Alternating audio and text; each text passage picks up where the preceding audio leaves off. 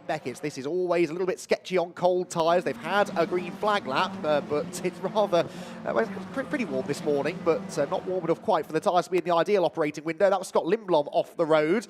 Should be able to rejoin more or less where he was, but he's on the outside of a seemingly never-ending train of Ginetta G40s to the inside. He's still at the curb. Look at the head out of Chapel. I think it might have been the number I would rather be at the front of the queue, just in case he ends up getting shuffled back, as we've seen happen to Torin Berb. And towards the end of the opening lap we go. This is Emilio Del Grosso, and that's contact. And, well, Emilio gets away with it, but another car is pointing the wrong way, and now one also scatters into the gravel trap in avoidance. That car won't dig its way out. That was down the Hanger Straight. The marshals at Luffield have some work to do early this morning, pushing the 21 car back underway. That is Matthew Chihuahura's machine, and good job by the marshals to get that car out of the gravel. Slater.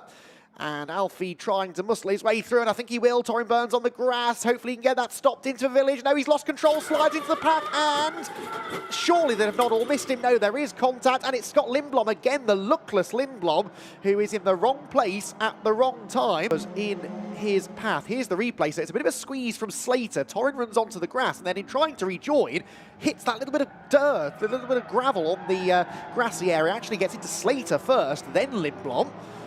I don't think any of those cars got too much damage, though. And as they head past the international pits, this is what happened to Emilio Del Grosso, who I think had some assistance there. Here's the onboard.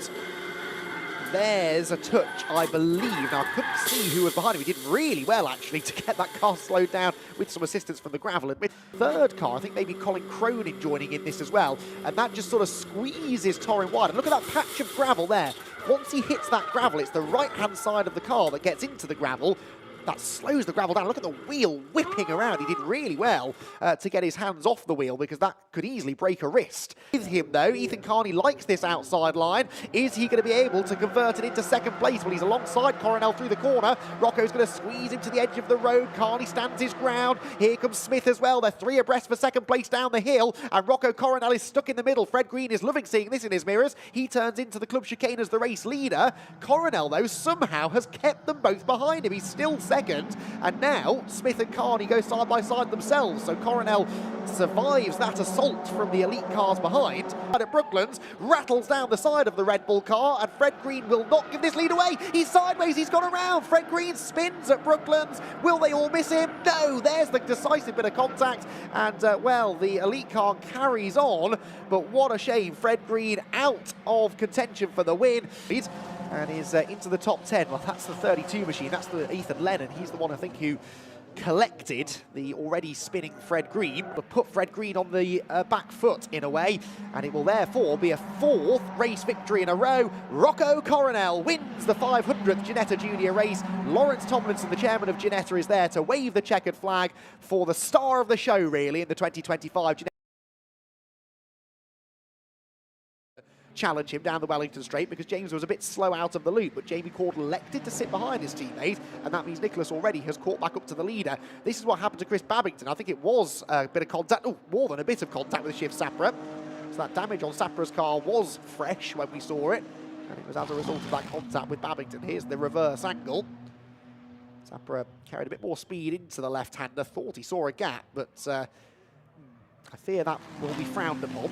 You would not believe. Cordell probably thought his luck was in there, but a little bit too excitable on the loud pedal as contact, and now it is going to fall into Cordell's lap. Around they both go, and James Nicholas and Charlie Digby, well, what a shame. It had been such a clean battle until that point, and I said about 5 or 6 minutes ago, if James, that's exactly what has happened. Now, have they realised that they're going to need to throw a safety car within the final couple of minutes of the race?